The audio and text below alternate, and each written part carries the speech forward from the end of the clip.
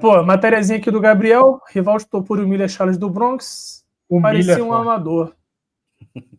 Porra, parecia um amador.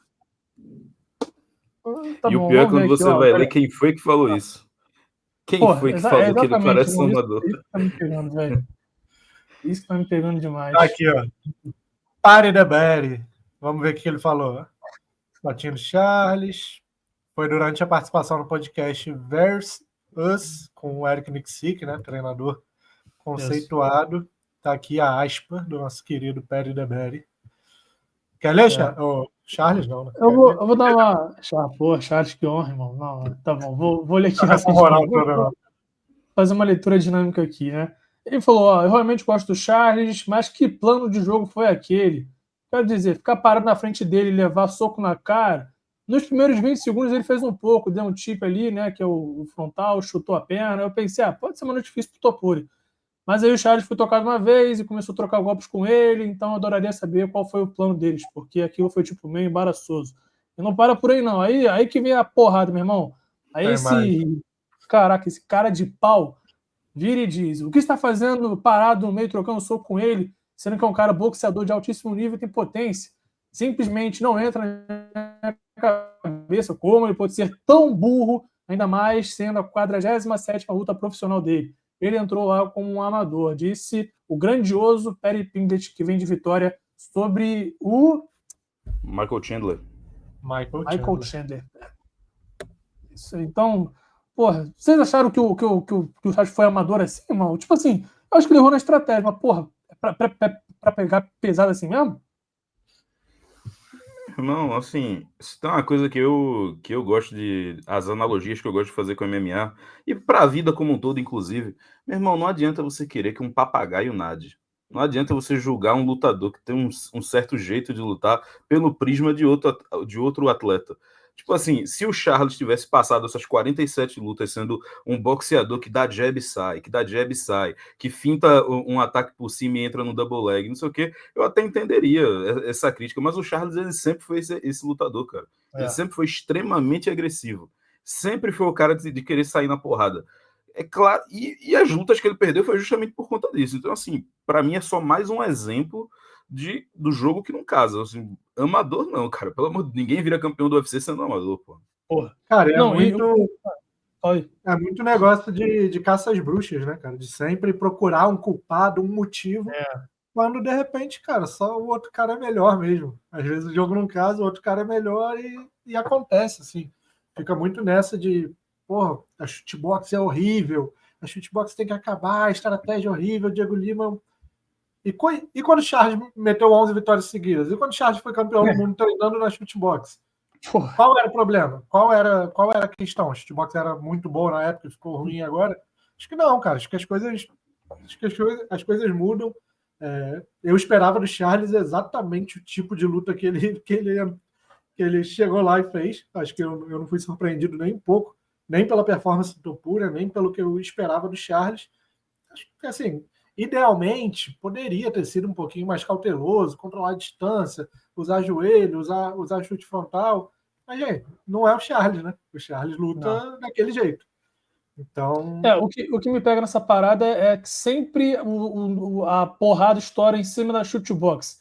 O Charles é a shootbox, entendeu? Como se o cacete do Diego Lima estivesse lá com controle de videogame, controlando tudo que o Charles está fazendo. Meu irmão, dá para ouvir o cara falando chuta, frontal, né? Faz isso, faz aquilo.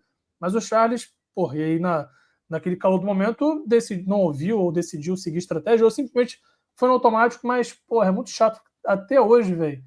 Pleno 2025, tu ficar ouvindo o nego falar, não, culpa da shootbox, culpa do mago Diego Lima. Pô, meu irmão, muda, né? Vamos parar com essa parada aí, que nada a ver. Diego Lima é grandão, velho. Eu gosto muito dele. Cara, eu acho isso muito chato, velho. Eu acho isso muito chato. Eu fico muito chateado quando eu vejo esse tipo de afirmação, porque é aquele negócio, é o tipo que engenheiro da obra pronta, pô. É o tipo que engenheiro da obra pronta. O cara passou mais de 10 lutas invicto, ganhando de todo mundo. Ele pegou todo mundo que era favorito contra ele, e ele ganhou na via rápida. Aí quando o cara começa a perder... Lutando assim, né? Lutando assim. Lutando desse jeito. E aí quando inclusive, eu até gravei um vídeo sobre a história do Charles. Cara, um dos principais pontos de virada na carreira dele é justamente quando ele vai para o chutebox.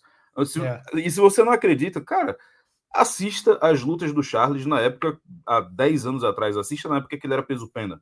Aí você vai ver exatamente como a carreira dele mudou, como aquele lutador evoluiu, pô.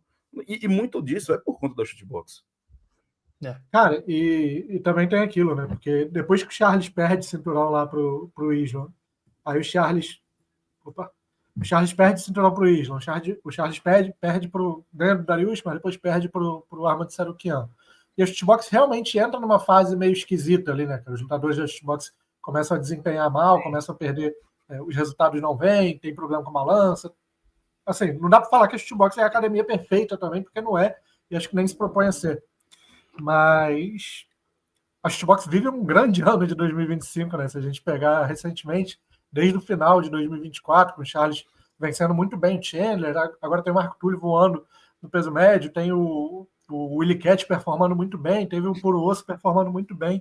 É uma academia que está tendo boas performances, bons resultados, e aí o Charles perde para o Topuria, que é uma força da natureza, um cara psicopata do MMA, um poder sobrenatural, e de repente vira novamente a pior academia do mundo, toda aquela balela. Sabe quando é que isso começou?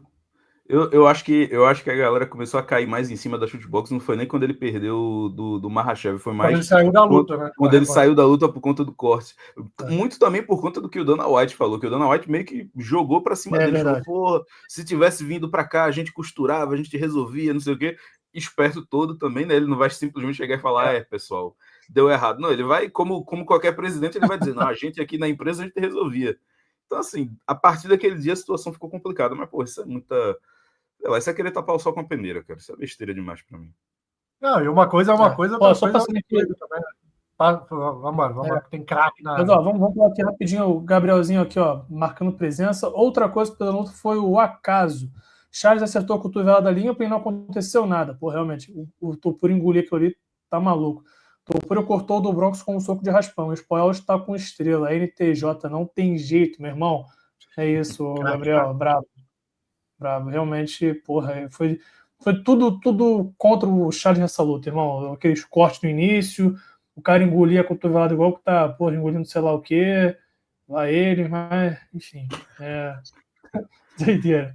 Agora vê como é que é, né? Se ele derruba, se ele nocauteia o Topuria com aquela cotovelada, pode ter certeza que a galera tá isso aí, porra, é o cara iluminado, é o leão embaçado da categoria. E apareceu um montão de vídeo dele treinando aquela cotovelada na manopla, ia ser uma parada maluca, pô.